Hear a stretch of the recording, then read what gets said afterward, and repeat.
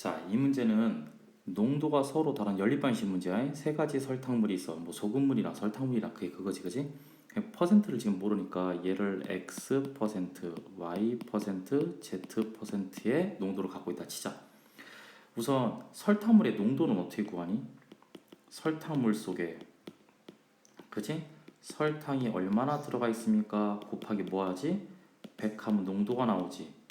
근데 항상 선생님이 강조했지만은 소금물이나 설탕물 문제의 키포인트는 항상 소금 계산과 설탕 계산을 잘해야 돼.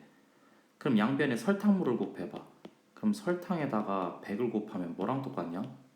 농도 곱하기 설탕물과 똑같지. 이해돼요 여기까지? 그럼 우리가 구하는 설탕을 계산하고 싶으면 뭐로 나누면 되지? 100으로 나누면 되지. 소금이나 설탕이라, 그지?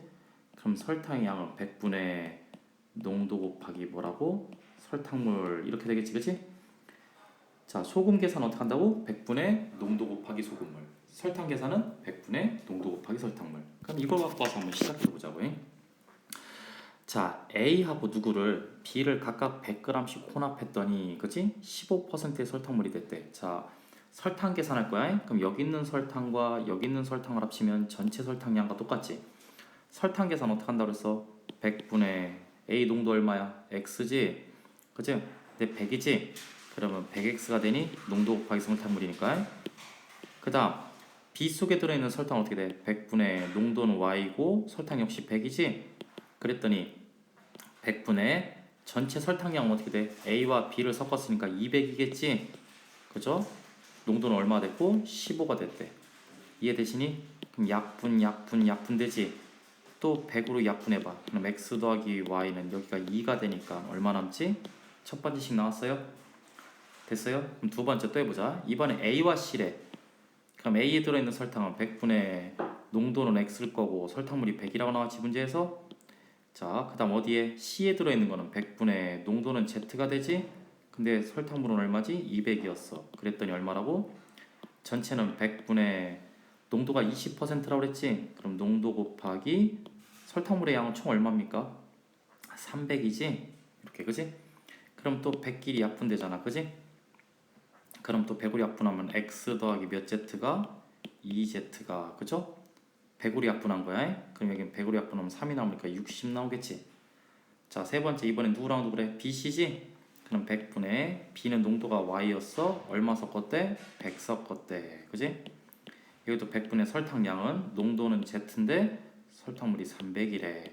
그럼 100분의 농도는 20인데 설탕물의 양은 100 더하기 300이니까 얼마지? 400. 그래서 100도 곱하면 약분되지? 100끼리 약분되면 3 남니? 4 남아? 따라서 y 더하기 몇 z가? 3z가 80 이렇게 나오죠. 그래서 식이 몇 개 나옵니까? 3개 나오지? 선생님 계산 되게 편리하죠 이거. 그죠? 그래서 소금물 문제나 설탕 계산할 때는 반드시 소금물 문제는 소금 계산을 잘해야 되고 설탕물 문제는 농도 문제는 설탕 계산을 잘해야 된다라는 거지. 이때 ABC 구하는 건 1도 아니지?